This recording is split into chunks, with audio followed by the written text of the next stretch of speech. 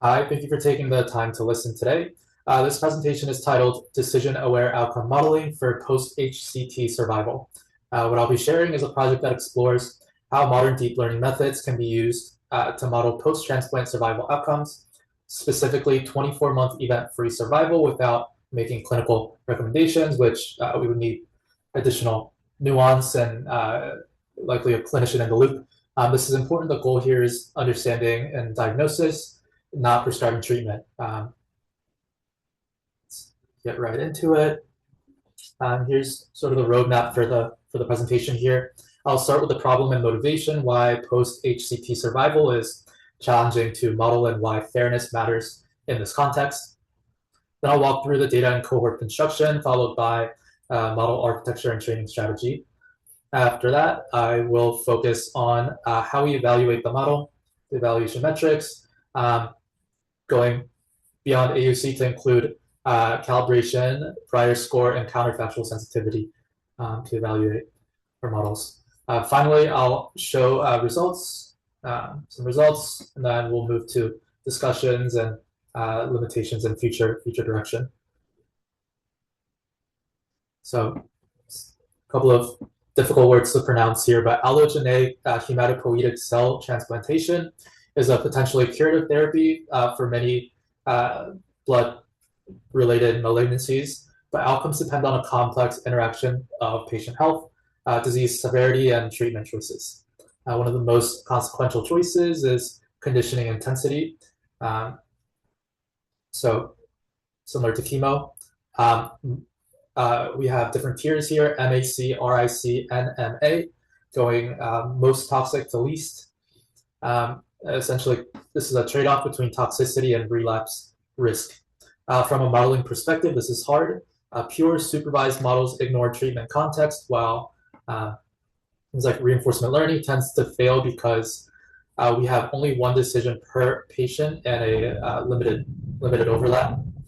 Our goal is to sit in the middle, sort of walk a fine line, to learn a decision-aware predictive model that conditions on treatment without claiming to optimize or recommend any one treatment. So the data comes from a synthetic data set sourced from Kaggle, which essentially mimics a large transplant registry with roughly 28,800 patients. After filtering to patients with a cleanly defined conditioning intensity, we end up with just around 23,000 patients in the final cohort. The clinical state, I keep saying we, but what I call S1 includes age, disease risk index, primary disease, cytogenetics, Karnofsky score, comorbidity, burden, and a series of binary indicators like renal, pulmonary, hepatic conditions. Cardiac. Conditioning intensity is treated as a context variable, not a decision. Importantly, sensitive attributes like race and ethnicity are excluded from model inputs and used only for auditing and evaluation. A major challenge in survival analysis is right censoring. Not everybody has complete 24-month follow-up. So no, we first define a fixed horizon outcome, 24 months here.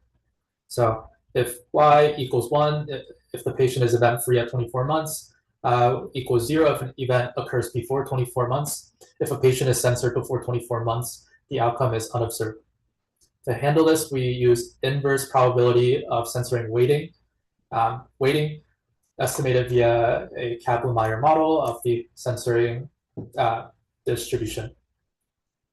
About 92% of patients have observed outcomes, and the mean IPCW, the weight is around 1.08, which indicates a stable censoring regime. Next, the model architecture and training. We use an FT transformer, which is well suited for heterogeneous tabular data. So this FT transformer analog model each feature within this model. Each feature becomes a token. Numeric features are projected. Categorical features are embedded, and And a transformer encoder learns interactions across these features. Conditioning intensity is added as a context token, again, not a control variable. So in our notebook, training happens in two stages. First, masked feature pre-training, where random features are hidden and reconstructed. This helps the model learn structure in the data. Then supervised fine-tuning to predict 24-month EFS length of time using IPCW weighted loss. We experiment with freezing the encoder to improve stability and calibration. So a few of the metrics that we use in our experiments. So these metrics is where this project really differs from standard ML. So we're not just relying on AUC, it's not enough. We focus on calibration using IPCW weighted reliability curves. Prior score, which measures probabilistic accuracy. Counterfactual sensitivity, which asks how predictions change if we swap conditioning intensity. Subgroup analysis, especially by race, or specifically by race, to audit fairness, which was sort of the intent of the dataset authors for the initial Kaggle competition. So on the validation set, mean predicted EFS at 24 months varies by conditioning context. For the unfrozen, so first model, MAC around 0.41, RIC around 0.32, NMA, the least toxic, around 0.44. The frozen encoder variety shows nearly identical patterns. These differences reflect associations in the data, not recommendations.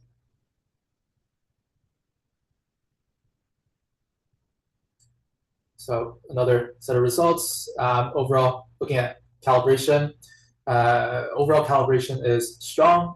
The IPCW weighted calibration curve closely follows the diagonal there, which represents perfect calibration.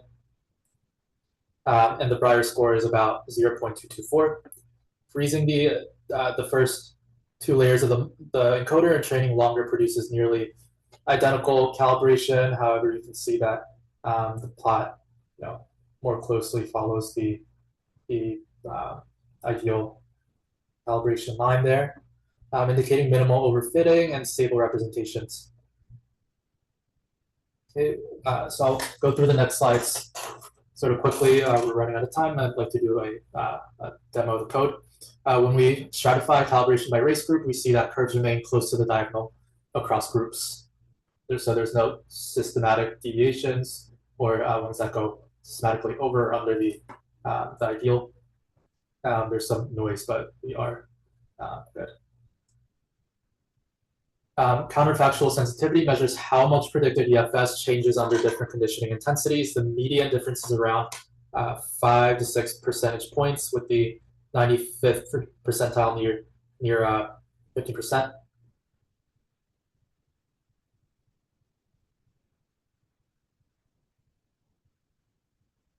So a few key lessons stand out. First, representation learning matters. Pre-training makes the model more stable. Second, decision-aware prediction is safer than things like policy optimization in the setting. Third, calibration beats discrimination when outputs are interpreted as probabilities. Finally, fairness auditing must look at calibration and sensitivity, not just accuracy.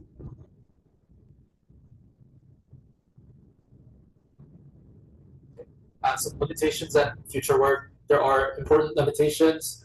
This is observational data with unmeasured, confounding unmeasured features or variables. Conditioning intensity is heterogeneous in a clinical setting, and there's only one decision per patient. Future work could include richer covariates, more granular treatment definitions, causal estimation with clinical context, or clinician in the loop evaluation. To conclude, we built a decision. I keep saying we, but I built a decision-aware outcome model for post-HCT survival that is calibrated, stable, and equity audited, most importantly, explainable and sort of fitting for this type of demo. So on to our quick demo. Just a level set, we'll be using PyTorch and sklearn for some of the metrics and to split our data. So I will save you the line-by-line code review and just quickly go over the goals and the key outputs for each section.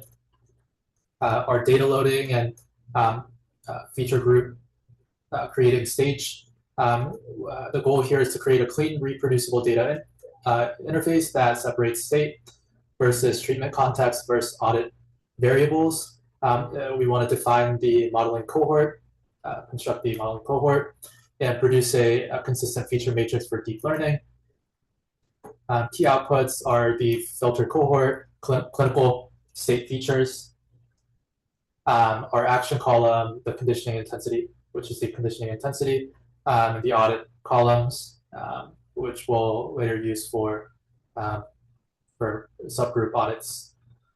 So in our outcome definition and censoring strategy section, our goal here is to train and evaluate the model on a fixed horizon outcome while handling censoring correctly.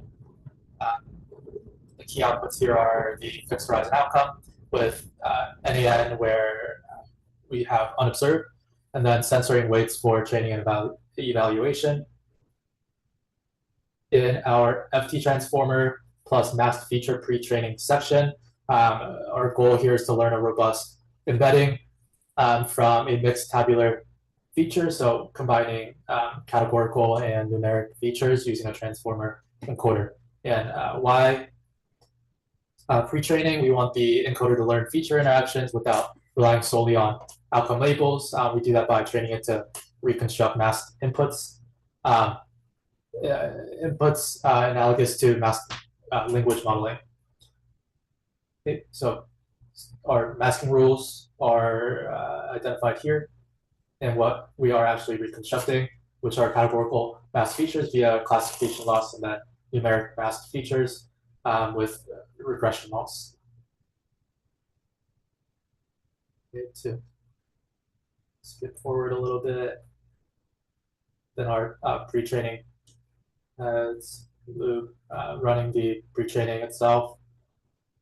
Okay, and then finally we have our supervised fine-tuning, and the goal here is to fine-tune the pre-trained encoder.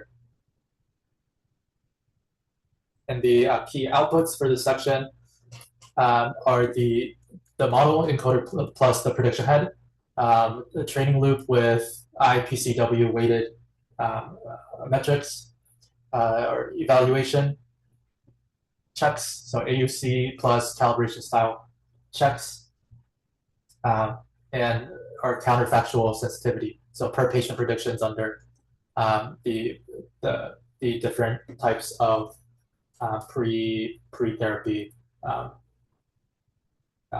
treatment intensities.